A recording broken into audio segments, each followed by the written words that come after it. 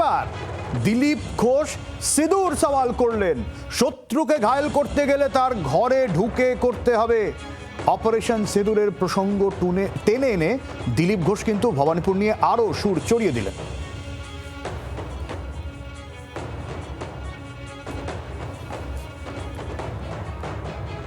যদি শত্রুকে ঘায়েল করতে ঘরে ঢুকে করতে হবে। পাকিস্তানকে আমরা ঘরে ঢুকে মেরেছি, সেরকম এখানে সেই পাকিস্তানের মতো অরাজকতা চালু করে দিচ্ছে টিএমসি। তো তাদের যে মাথা, সেখানে আঘাত করতে হবে। অ্যাটাকটা আমাদের শুরু করতে ভবানীপুরে। এটা বিজেপি প্রমাণ করে দিয়েছে যে মমতা ব্যানার্জি অপরাজেয় নয়, তাকে হারানো যায়। তো তিনি যদি নন্দীগ্রামে হারতে পারেন, তাহলে ভবানীপুরেও হারতে পারেন, সেটা বিজেপি হারাবে। যদি শত্রুকে ঘায়েল করতে ঘরে ঢুকে। তৃণমূলের সুদীপ রাহা কি বলেছেন পাল্টা শোনাবো।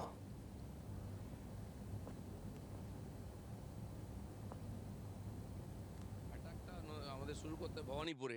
এটা বিজেপি উনি ভবানীপুর নিয়ে পরে মন্তব্য করবেন। উনি আগে বলুন যে উনি পার্টিতে সার্ভাইভ করবেন কি করে। আসলে দিলীপ ঘোষের অবস্থা বিজেপিতে খুব খারাপ, টিকিট পাওয়ার জন্য এই সমস্ত মন্তব্য করছেন।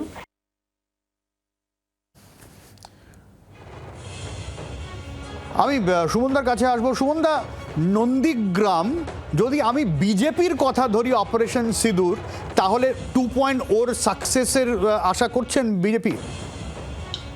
দেখুন, আমি এ ব্যাপারে সুদীপের বক্তব্যটাকে কিছুটা সমর্থন করব। যে বিজেপিতে যে পুরনো নেতাদের পুনর্বাসন শুরু হয়েছে, যে নিয়মে রিতেশ তিওয়ারি আবার ফিরে এসছেন, যে নিয়মে রাহুল সিনহা বিজেপির এতদিন যিনি বিজেপির হয়ে কোথাও পদ্মফুল প্রতীকে জিততে পারেননি, তিনি চলে যাচ্ছেন রাজ্যসভায়। সেখানে দিলীপ ঘোষের নিশ্চয়ই রাজ্যসভায় যাওয়ার ইচ্ছে হতে পারে, কোনো অস্বাভাবিকতা নয়। ফলে দিলীপ ঘোষও গরম গরম বক্তৃতা দিতে নেমে পড়বেন, এটাই স্বাভাবিক। কারণ আমি আপনাদের চ্যানেলেই দেখেছি দিলীপ বাবুর স্ত্রী রিঙ্কু দেবী, উনি বিধানসভায় প্রার্থী হতে চান। তাহলে দিলীপ বাবু কি করবেন? দিলীপ বাবু নিশ্চয়ই রাজ্যসভায় যেতে চান। তাহলে শ্রমিক বাবু গেছেন, রাহুল সিনহা গেছেন, এরপরে দিলীপ ঘোষ যাবেন। কিন্তু সুমনদা, আমরা এই বিষয়গুলো ধরে নিয়েও এটা কি আপনার মনে হচ্ছে না যে ভবানীপুর এবারে অন্যান্য বারের থেকে অনেক বেশি ইন্টারেস্টিং হতে চলেছে? দেখুন, সে বিষয়ে তো কোনো সংশয় নেই। যদি না হতো তাহলে তো মমতা বন্দ্যোপাধ্যায় এটা বলতেন না যে এক ভোটে হলেও জিতবো। তা নাহলে তো উনি বলতেন যে গতবারের চাইতে আমার মার্জিন বাড়বে।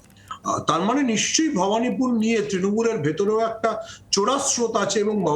এবং আপনি যদি মাথায় রাখেন যে ভবানীপুর নিয়ে বারবার মমতা বন্দ্যোপাধ্যায় সতর্কবাণী শুনিয়েছেন যে বাইরে থেকে লোক ঢুকছে, এখানে ভোটারদের নাম কেটে বাদ দেওয়া হচ্ছে। ফলে ভবানীপুর নিয়ে যে বিজেপি একটা পরিকল্পিত প্ল্যান, মানে পরিকল্পিত ব্লুপ্রিন্ট নিয়ে এগোচ্ছে, সে বিষয়ে তো কোনো সংশয় থাকার দরকার নেই।